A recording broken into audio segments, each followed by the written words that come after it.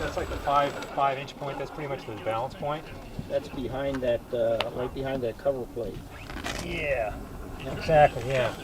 So I'm thinking if we spread 4 fingers, hopefully it won't go. We'll just go slow and feel if it's gonna. I feel good. Oh yeah, we're good. Okay. I'm right on them. Well, that's how I check my airplane for CG. Yeah, I'm sure you do. Just get it. See, 2 guys, we just lifted up. Okay, I think we're about ready. I just need to.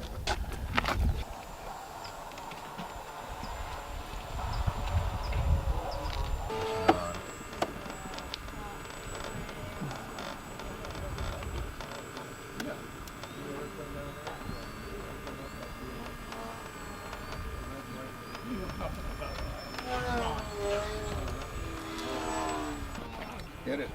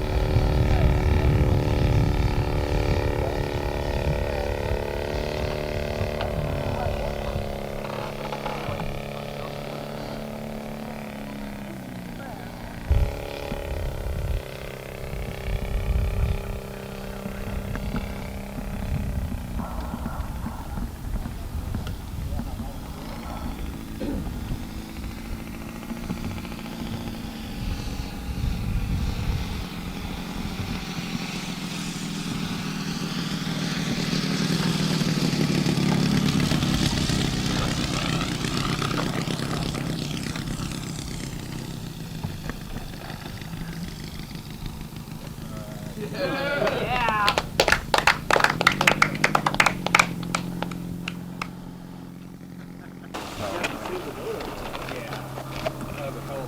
So how'd you hold up, TJ? What's that? How'd you hold up? I was good. I wasn't nervous at all. Okay, good. So you need more elevator, down elevator, huh? Yeah, TJ. fix that right now. Surprising.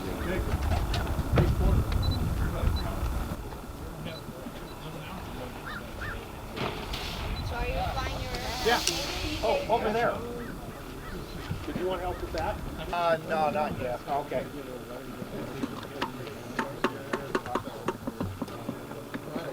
Thank you.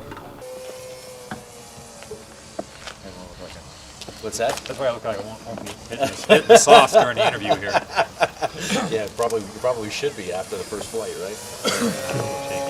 Well, we're here with Tom Wolf and his debut flight for the new Cessna Bird Dog, which is a absolute custom-built, one-of-its-kind aircraft. Tom, how was the first flight? Oh, the flight was fantastic. I was totally amazed when I started adding power and the tail came up and tracked right down the runway. So it was nice and stable? Oh, totally stable. Directional control was perfect. It just used a little right rudder and it tracked like it should. It was ready to fly. I only used maybe half throttle or less on the takeoff roll, and Certainly looked really stable. It flew almost as pretty as it looks. yeah, it took very little trim. The aileron trim was dead nuts on. I had to roll in a little bit of down trim on the elevator, and I've since added more mixing on the flaps so that I have a little more down trim mixed in for flap deployment. Did you find anything unexpected in the first flight at all? Anything that you didn't expect? Was it on track the whole time? It was on track the whole time, and it actually is handling better than I expected for a high wing type airplane. Yeah, that's got to be awesome. Well, tell me a little bit about what you put into as far as the work involved in this. I hear it was over years. Yeah, I started about 13 months ago with this project. Actually it was more like about 2 years ago with the Bird Dog project. And I bought plans from another source and started building a fuselage. Got the fuselage mostly built, and then I realized all of a sudden that it didn't look right. I walked in the workshop one day and I thought, man, this thing looks a little fat. So I took some measurements, and sure enough, it was way out of scale. And even though it was, I thought it was a good scale source. But anyway, so at that point I was kind of stuck, and I stopped that project and decided, well, the only way to fix this is to draw my own plans. So I used the LG Hall's 3-view and took a bazillion pictures of my buddy's airplane, Scott Loepkey, full size of this big Well, it looks accurate down to the rivets. How did you accomplish that look? Well, a lot of photographs to document what the rivet patterns look like, and then the rivets themselves are all put on with drops of RC56 canopy glue out of a So one syringe. at a time. One at a time. 4,000 plus rivets. That's a lot of labor of love right I there. spent a couple of months putting rivets on this airplane. Well, it certainly shows. It's a beautiful looking aircraft, and as I said, it flies as beautiful as it looks. Yeah, I'm pretty excited. And, Well, congratulations. Thank you.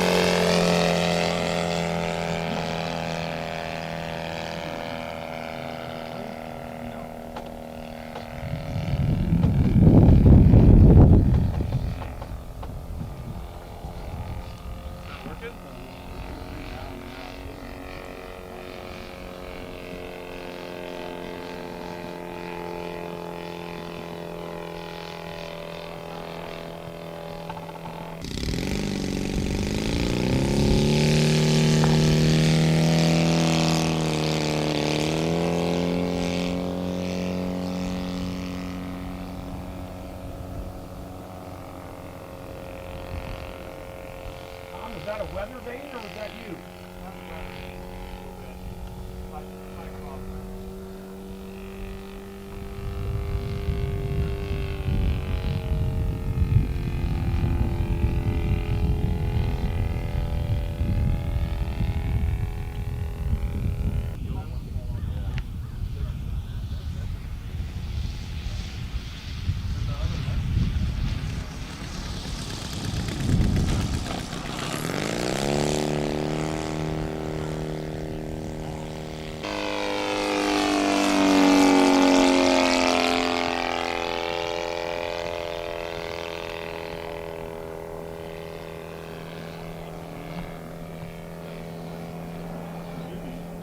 I don't know. I mean, that could be the reason because I just noticed all my planes that I have to leave on often. If I just kind of like unplug everything and take off and then find it, I never have to find it.